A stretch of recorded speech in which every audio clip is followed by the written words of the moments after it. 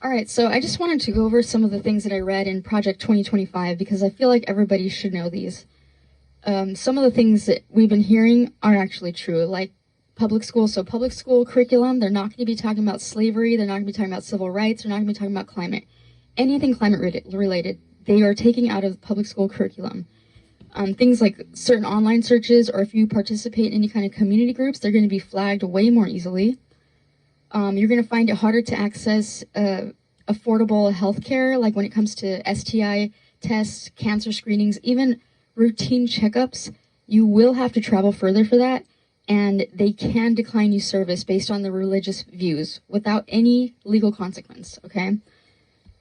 So our social media platforms, they're going to be way more moderated, and they're going to deprioritize, the algorithms are going to deprioritize anything LGBT related or race.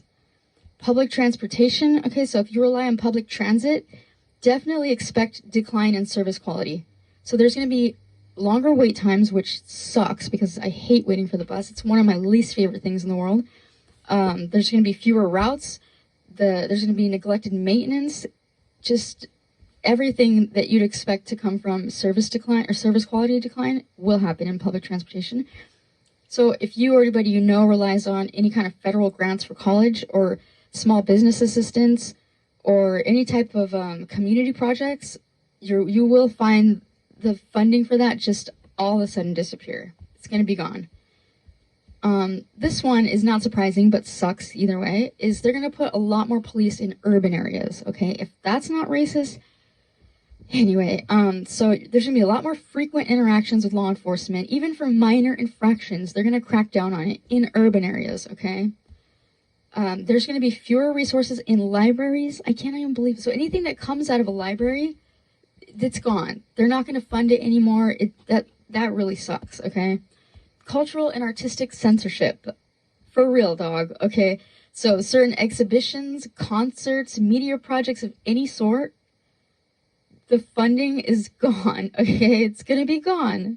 Not only that, but the funding that the funding that they will have for any artistic anything has to be conservative themed. So, and plus there's going to be way fewer spaces available for anything, any kind of experimental or culturally diverse expressions. That's going to be practically illegal. And the one that I feel is most important is the loss of consumer protections. So because of that, there's not going to be very heavy laws on product safety. So you will find yourself like unknowingly affected by these changes, obviously, because food safety regulations, they're going to be relaxed. There's going to be an increase in product recalls, and there's going to be a higher risk of exposure to like chemicals and pollutants. And we're going to sit here and not even know because the companies don't have to let us know all of a sudden. It's crazy. And here's the thing. It starts out saying, okay, basically this doesn't apply to white people, white men mostly.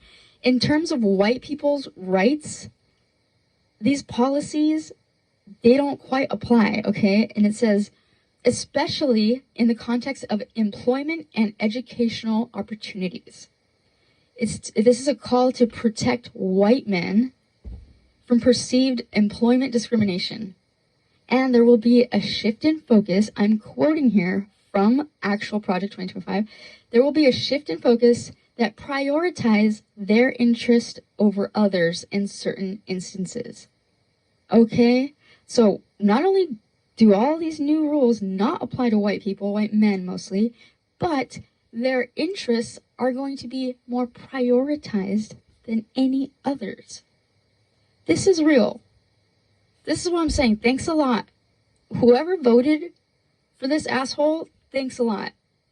And this is just a quick highlight of things. There's a lot that have to do with women's rights, okay?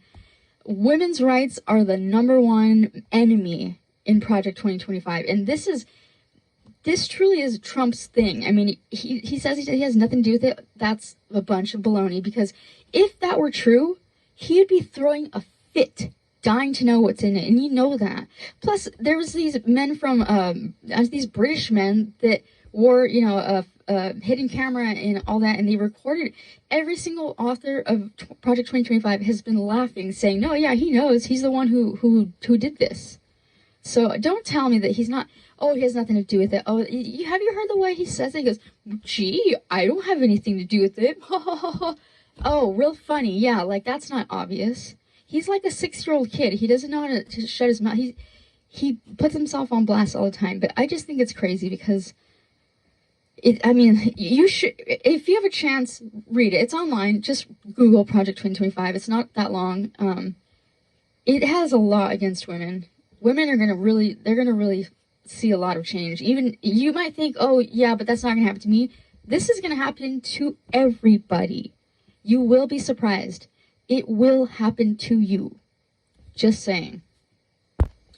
And another thing I want to add, if you're Latin, you know, Latinos for Trump, give me a break. You are not part of the club. They will never see you as one of them. I know that sometimes when you're around them, you think it's easy for them to forget that you're not actually white, but I promise you, as someone who actually tries to look white as often as possible, because I deal with the courts a lot and stuff, I try so hard to achieve that privilege, and let me tell you firsthand, personally, it's not going to happen.